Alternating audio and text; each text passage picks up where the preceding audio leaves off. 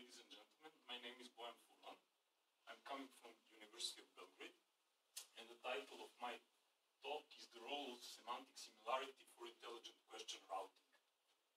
The content of my presentation is following. I will give a brief introduction to intelligent routing systems, and then I will propose our solution, which is consisting of three modules. One related to question analysis, second related to question routing, and the third one related to user profiling. Then I will give our results and our evaluation, and finally I will give a conclusion.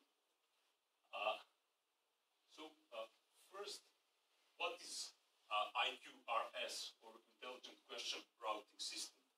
Well, if we take a look at a typical scenario, we have two users.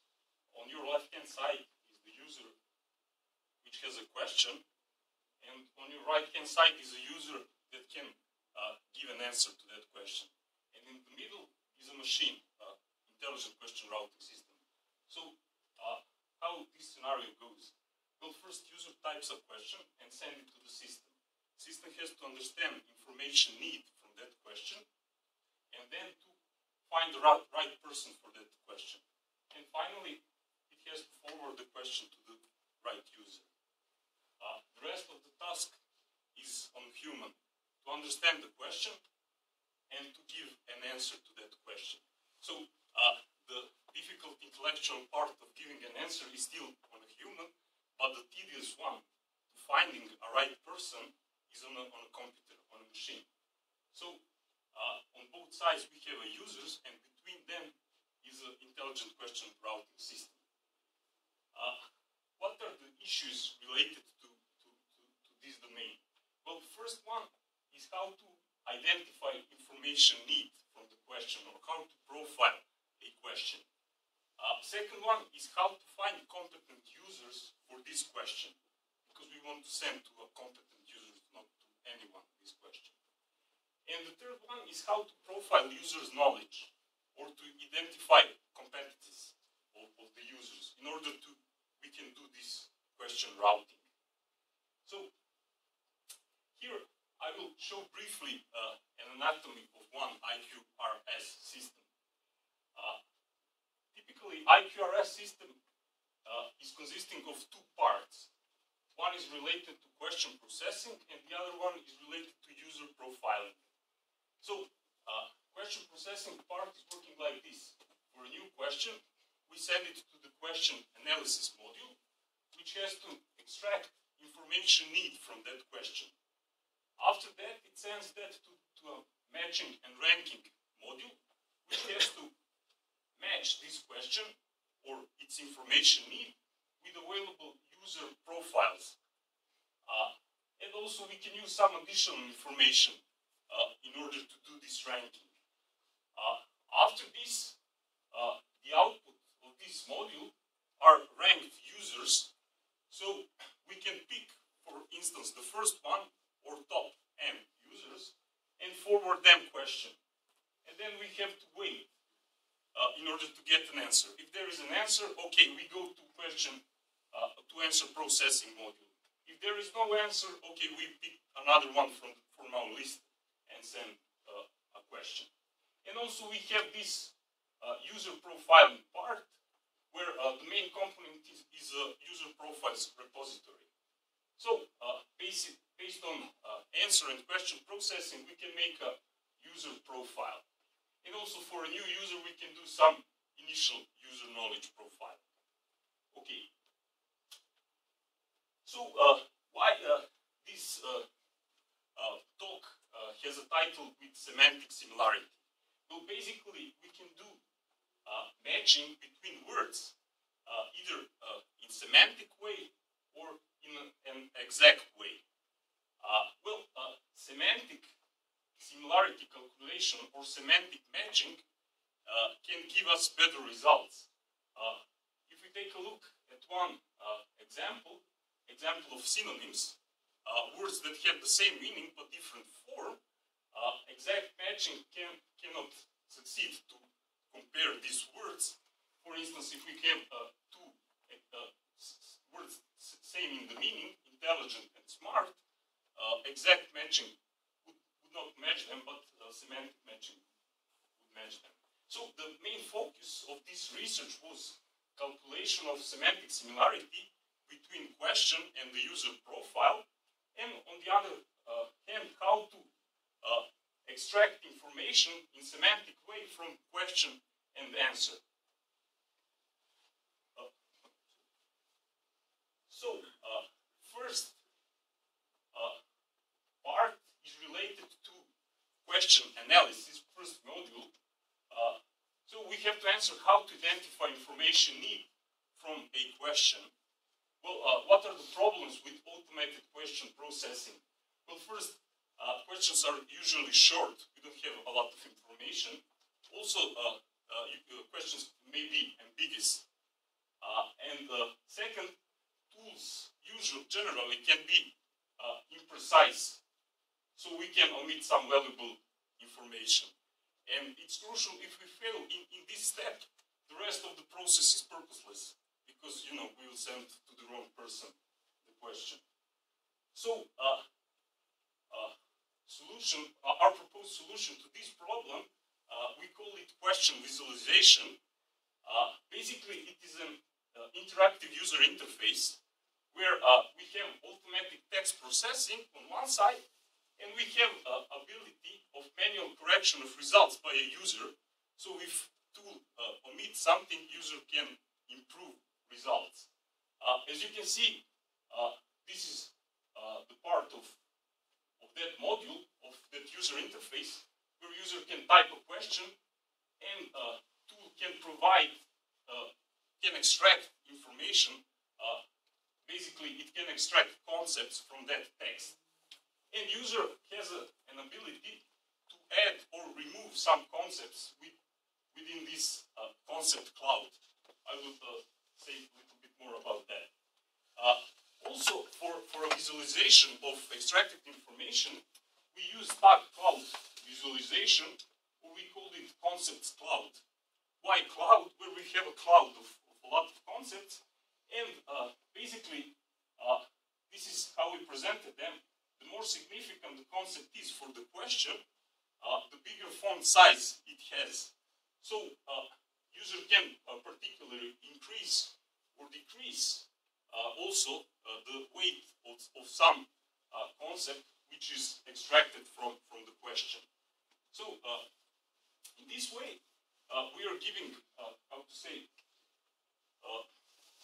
ability to the user to manually correct results in order, you know, for this step, don't, how to say, miss or omit some important information. So basically, in our approach, information need is presented with concepts. What is a concept? Well, concept is a pair of a keyword and the weight. Weight is a value between 0 and 1. So, it's related to this visualization statement. So, the more significant the concept is, it has the higher weight.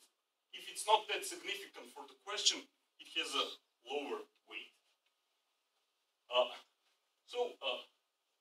Next module or second module is related to question routing. So how to find a competent user for this question. Okay, we extracted information from its question, or we generated a concept cloud for that question. So on the other side, we have also clouds, which represents user profiles, also concept clouds. I will talk how we also extract those concept clouds. So what we have to do, we have to match them and to make an ordered list of users or candidate answers. So we can contact them to answer to the question. So how to do this matching, where basically we have to calculate similarity between a question and the user profile, and based on that similarity, we can make a ranked list, an ordered list. This is the algorithm that we semantic similarity calculation, which consists of 5 steps. First step is related to concepts pre-processing. Second and third are related to string and semantic similarity matrix construction. The fourth is related to similarity matrix unification. And the final step is similarity score calculation. So the name is P to Q of algorithm, which is abbreviation for profile to question similarity. So I will go briefly into steps of the algorithm. First one, related to concept processing, is executing 3 procedures. First one is text cleaning. Well, we want to remove from text everything that is not word, numbers, punctuations, etc. Then second one is dividing multi-words concepts, where we can have multi-word concepts where keyword is consisting of 2 or more words. So we have to divide them. For instance, we have one botanical garden with weight 0.5. We will divide them in 2 concepts, botanical with the same weight and garden with the same weight. And also third procedure is to merge same concepts in order to calculate the aggregated weight. If they have the same keyword, then we have to aggregate them. For this, we use probabilistic T-conorm, which can calculate value, which can aggregate 2 values between 0 and 1. So next step is string similarity matrix construction. After pre-processing, we have 2 sets. One representing concepts from question, and the other one representing concepts for the particular user that we are calculating their similarity. So cardinality of first set is M, and of the second set is N. And they're represented, as I said, Q1 means keyword for that concept, and Q1 is its weight. So basically, they have the same form. So we are building a similarity matrix by comparing each keyword from one set with the keywords in the second set. And we build a matrix. For this, we use normalized longest common subsequence algorithm to calculate string similarity. For the semantic similarity, we use the same approach to build the matrix. Particularly, we used corpus-based approach, where we processed Wikipedia, English Wikipedia dump, in order to build semantic similarity space. And based on that, also by comparing words, we built this M2 matrix. Third step is their unification. We have to aggregate these 2 matrices with ponderation factor, which sum to 1. So particularly, we use the weights of 0.45 or 0.55 for C and phi. And finally, we have a M3 matrix with its gamma elements. So the final step of this is to calculate similarity score. So how we do that? Where for each row in the final matrix, we find the maximum element, gamma, and then we calculate by summing them with ponderation, with weighting, in order to get the final similarity between these 2 sets. For each row, because we are calculating for each concept from the question, we are looking for a maximum element, and then we multiply with its normalized weighted value, and then we sum them and normalize again with the M, which represents the number of concepts from the question. How is calculated this normalized weight? Well, it is calculated by taking into account weight from the concept from the question and weight from the concept from the user profile. And it's calculated as 2 power WQI times WUJ minus 1. And if you take a look, these weights are between 0 and 1. So what we have here, if we have concepts which are not significant, their weight would be close to 0. So the value here will be 0.5. If you take a look, 0, it will be 2 power minus 1. So the normalized weight would be 0.5, which means that we decrease this maximum similarity by 50% for concepts that are not so significant. For those that are significant, this value is 1 because the value of weights are close or equal to 1. So their maximum similarity is kept. It is yes. So this is P2Q algorithm that we designed, and the final step is related to user profiling. Well, basically, how we profile users? Well, we extract concepts from questions and answers that they asked or answered in order to build their profile. Basically, we use 2 tools for information extraction. Antelope, which relies on a WordNet, which is a smaller but more precise semantic network, and it can recognize several features like named entities, context, and the limited number of concepts. And on the other side, we use multilingua, which relies on a more richer semantic network, ConceptNet, and can recognize only concepts but cannot recognize named entities. So what we did, we combined these 2 tools in order to get the best of the 2. And we named this approach Concept Extractor. So how we combined results?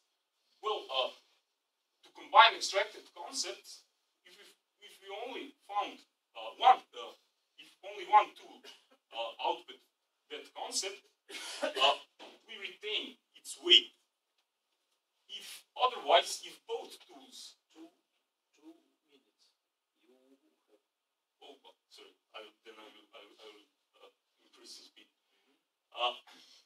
Otherwise, resulting weight is calculated with probabilistic t-corner. Okay. Also, to reduce number of errors, we use the threshold to cut those concepts that are below the threshold, and also we use double extraction in order to improve results or to reduce the number of errors. Okay, for evaluation, we use Yahoo Answers publicly available data set. Each structure is basically like this. You have a question and you have related answers. And those questions could be in different categories. So a user that asked a question can pick the answer which he or she considers as the best one. So from this we identify 3 types of users or 3 types of databases. Top questioner is the person that asked at least 10 questions. So we want to profile interests.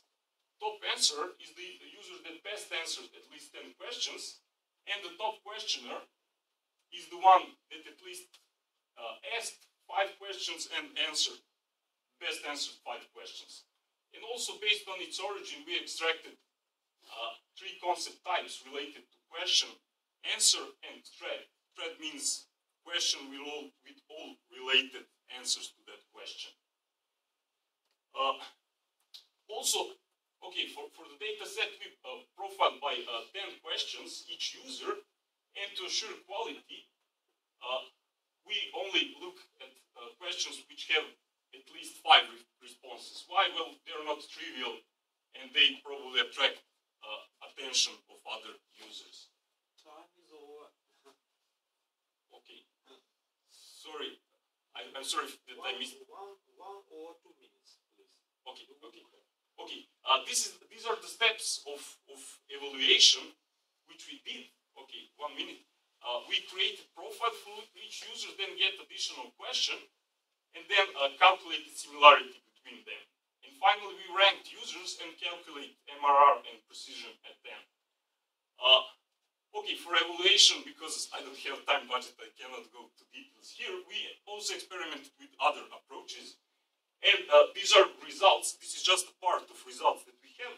You have a link to full results that we, in a paper. We gain best results with this approach that we introduced. And also combining concept extractor with categories that user provided, both on all database types. And the best results we gain with type 3, which combines questions and answers. So what we found is this what I said. The third is the most important is that for profiling users, it is not enough just to take answers that they best answer. It's also important to take into account questions because they can express their interests. So to conclude, since IQRS is about questions and answers, our attitude in this paper is half of science is asking the right questions, or better said, half of answer is a good question. So we asked 3 fundamental questions, and on their basis we built our solution. So we implemented a prototype of the proposed ideas, and finally we evaluated performances of this prototype. I'm sorry that I exceeded my time budget. Thank you for your attention. Thanks. Your presentation is very interesting. Short question, please. Short question, please. I have question. Let's see slide 15.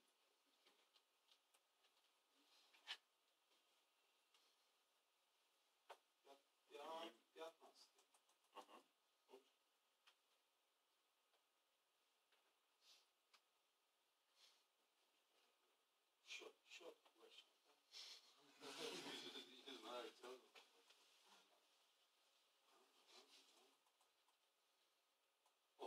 Okay.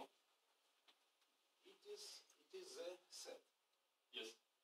And there is no order in this set. No order is with such elements. No. Set. Or there is no order. But in matrix, there is order. Row 1, row 3.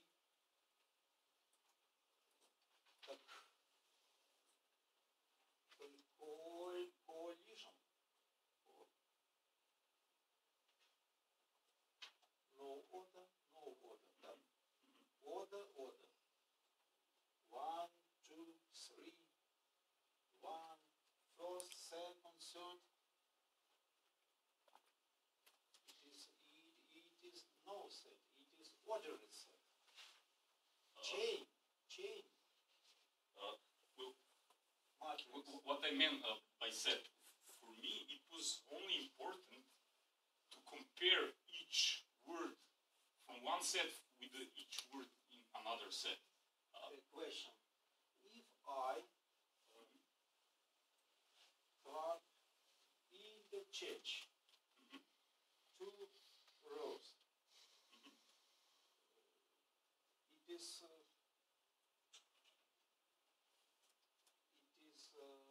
essential or not?